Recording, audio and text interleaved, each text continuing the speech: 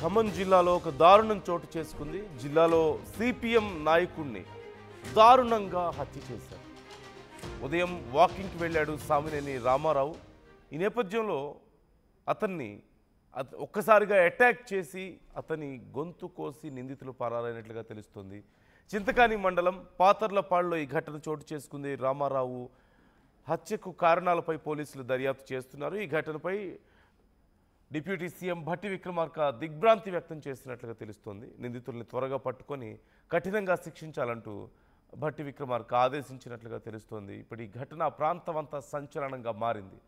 ఒక వ్యక్తిని నడి రోడ్డు మీద ఇంత దారుణంగా అటాక్ చేసి అతని గొంతు కోసి ప్రాణాలు తీయడం పట్ల ఇప్పుడు ప్రాంతం అంతా కూడా ఆగ్రహం వ్యక్తమవుతోంది.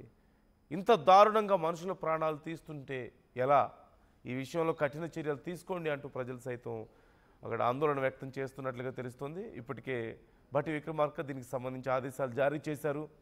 వీలైనంత త్వరగా విచారణ పూర్తి చేయాలి, కఠిన చర్యలు తీసుకోవాలి అంటూ ఆదేశించినట్లుగా తెలుస్తోంది. ఉదయ్ అడిగి డీటెయిల్స్ తెలుసుకుందాం. ఉదయ్, ఎవరి మీదైనా అనుమానాలు వ్యక్తం చేస్తున్నారా? అసలు అక్కడ ఏం జరిగింది? డీటెయిల్స్ ఏంటి?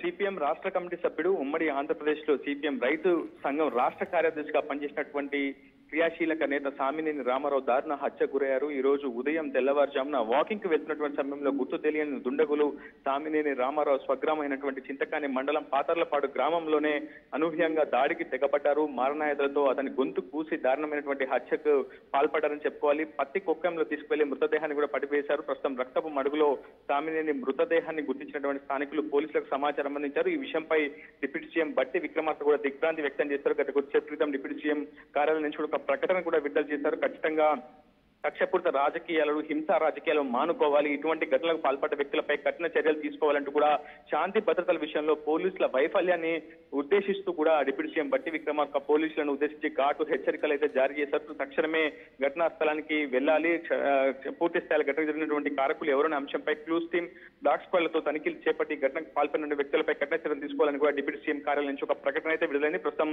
ఖమ్మం జిల్లా commissioner of police Sunil Dutt కూడా ఘటనా స్థలానికి చేరుకున్నారు. ఘటన జరిగినటువంటి ఆధారాలను కూడా సేకరిస్తున్నారు. చాలా పెద్ద ఎత్తున విషయంపై చర్చ కూడా జరుగుతుంది. సిపిఎం నేతలే టార్గెట్ గా మధ్య నియోజకవర్గంలో దారుణమైనటువంటి దాడులకు తెగబడుతున్నారని పెద్ద ఎత్తున చర్చ కూడా జరుగుతుంది. సరిగ్గా స్థానిక ఎన్నికలు సమీపిస్తున్న వేళ ఒకవైపు సిపిఎం పార్టీ ఏ పార్టీతో పొత్తు పెట్టుకుంటుందన్నటువంటి చర్చ ఒకవైపు బహిరంగంగా జరుగుతుంది. ఇప్పటికే సిపిఎం క్షేత్రస్థాయిలో కొన్ని చోట్ల బీఆర్ఎస్, కొన్ని చోట్ల కాంగ్రెస్ తో పొత్తుకు వెళ్లి స్థానిక సమరంలో పాల్గొవాలని చెప్పి చాలా పెద్ద ఎత్తున కూడా ఆలోచన చేసింది. ఈ నేపథ్యంలో సామినేని రామారావు హత్య ఉదంతం చాలా పెద్ద ఎత్తున చర్చకు దారితీస్తుందని చెప్పుకోవాలి. ఎందుకంటే చాలా క్రియాశీలకమైనటువంటి నేత.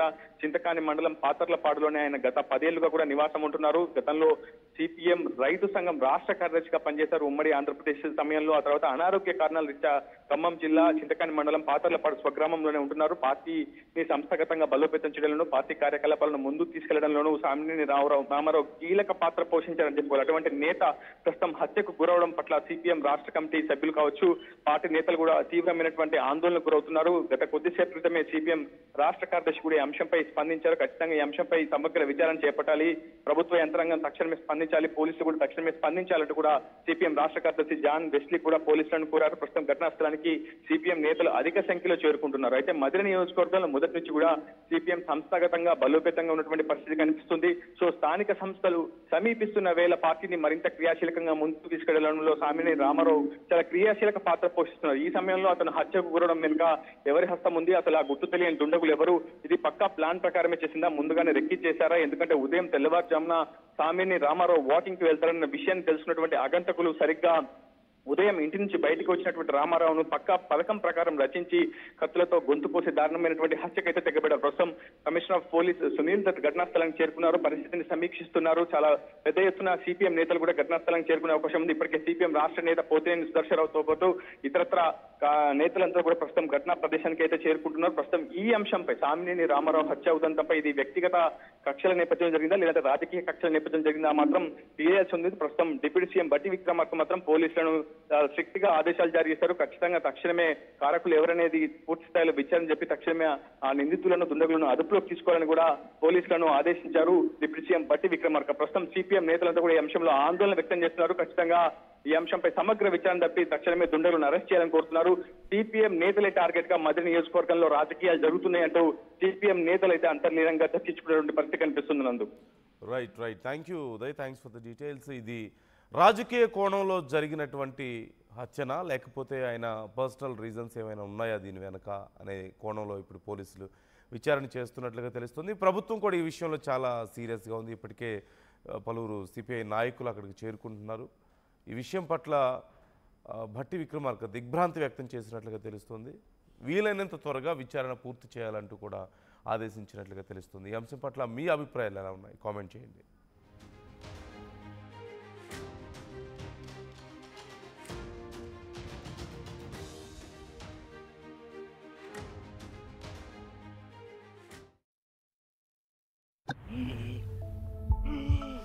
ఏమైంది అంకల్? పవర్ బిల్లు చేపుకు చెల్లు హై బీపీ బహి నేను తెల్లు పెట్టుకొని బిల్లు బీపీ అంటావేంటి అంకుల్? ఇల్లు అమ్ముకొని బిల్లు కట్టమంటావా? ఇంటి పైకప్పు నమ్ముకోమంటున్నాను. ట్రూజాన్ సోలార్ సిస్టమ్ ఇన్స్టాల్ చేసుకోండి, ఫ్రీ ఎలక్ట్రిసిటీ జనరేట్ చేసుకోండి. నీకు చెప్తే లో బీపీ వచ్చి పోతారేమో. ఒక్కోసారి బిల్లు మొత్తం ఫ్రీ అయిపోద్ది. Truzon solar power, super power.